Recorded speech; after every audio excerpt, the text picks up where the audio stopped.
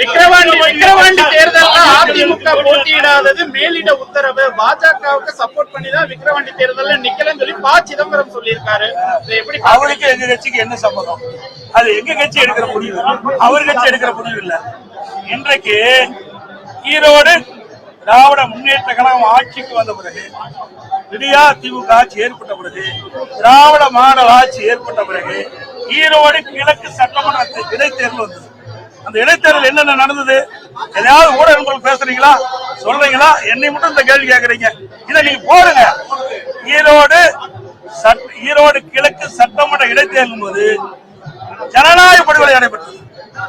இன்றைக்கு வாக்காளர்களை சுதந்திரமாக வாக்களிக்க விடாம ஆடு மாடுகள் பட்டியலை அடைப்பதை போல வாக்காளரை தினந்தோறும் அழைத்து சென்று பட்டியலை அடைத்து அவர்களை கொடுமைப்படுத்திய காட்சி பல தொலைக்காட்சியெல்லாம் பார்த்தீங்க, ஊடகத்திலையும் பார்த்தீங்க. இன்றைக்கு தேர்தல் ஆணையம் அதை கண்டுகொள்ளவே இல்லை. மாநில அரசுக்கு துணை நிற்கின்றது, காவல்துறை துணை நிற்கின்றது, அரசு அதிகாரிகள் துணை நிற்கின்றார்கள். அதோட அமைச்சர் பெருமக்கள் அங்கே முகாமிட்டு ஆட்சி அதிகாரத்தை பயன்படுத்தி வனபலம் படைபலத்தை பயன்படுத்தி அதிகமான பரிசு பொருட்களை கொடுத்து அந்த தேர்தலை தில்லுமுள்ளு செய்து தேர்தல் நடைபெற்று முடிந்தது. அப்படிப்பட்ட சுதந்திரமாக நடைபெறாது என்று கருதிதான் அனைத்து இந்திய அண்ணா திராவிட முன்னேற்ற கழகம் இந்த தேர்தலில் போட்டியிடல. நடந்து முடிந்த நாடாளுமன்றம், விழுப்புரம் நாடாளுமன்றம், இந்த விக்கிரவாண்டி தொகுதி விழுப்புரம் நாடாளுமன்றத்தில் வருது. 6000 ஓட்டு தான் குறைவு. இப்பவே என்ன ஓட்டு வந்து தெரியுது.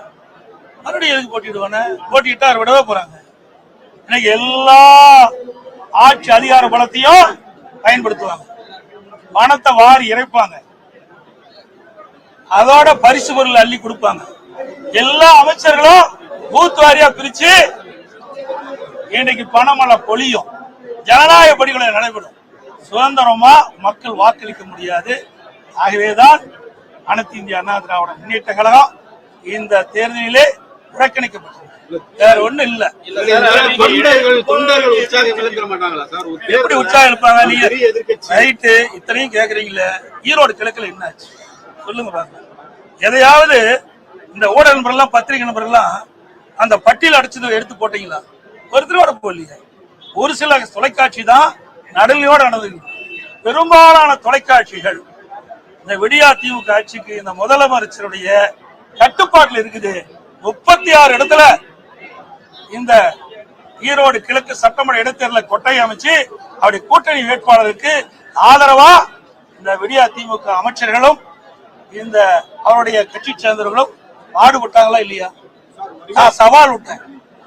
இனியும் இந்த கொட்டைகளை அடைச்சு வச்சிருந்தா நானே நேரில் வந்து அங்க வாக்கு சேர்க்கணும். உடனே என்ன பண்ணாங்க? அந்த வாக்காளர்லாம் அழைச்சிட்டு பஸ்ல ஏற்றி ஊரூரா போய் சுற்றுலா கொண்டு போனார். இப்படி நடக்கின்ற பொழுது அங்க எப்படி சுதந்திரமா தேர்தல் நடக்கும்? அதனாலதான் நான் தேர்தல்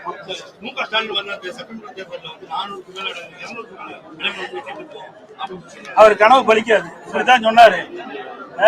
நீங்க 2019 நாடாளுமன்ற தேர்தல் நடைபெற்றது.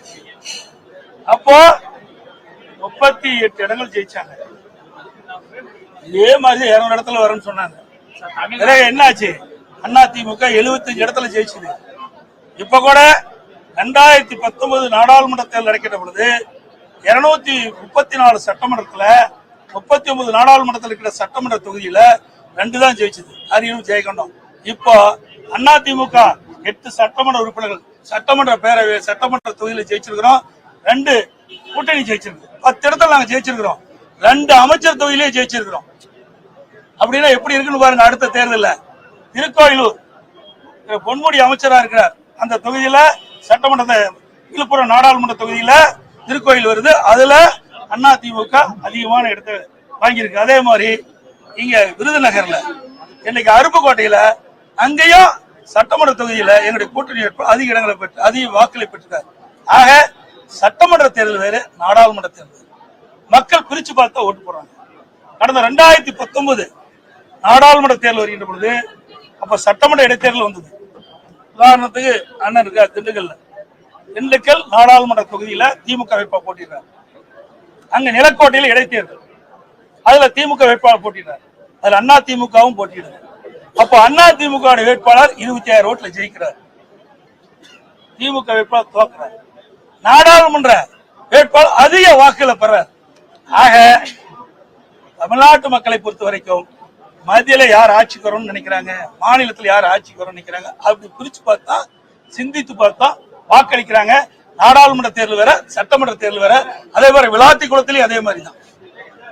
அதே மாதிரி நாடாளுமன்ற தேர்தலில் திருமதி கனிமொழி தூத்துக்குடியில போட்டிட்டாங்க திமுக, அங்க விளாத்திக்குள சட்டமன்ற வேட்பாளர் திமுக போட்டிட்டாங்க, அங்க திமுக வேட்பாளர் தோல்வி விட்டுறாரு.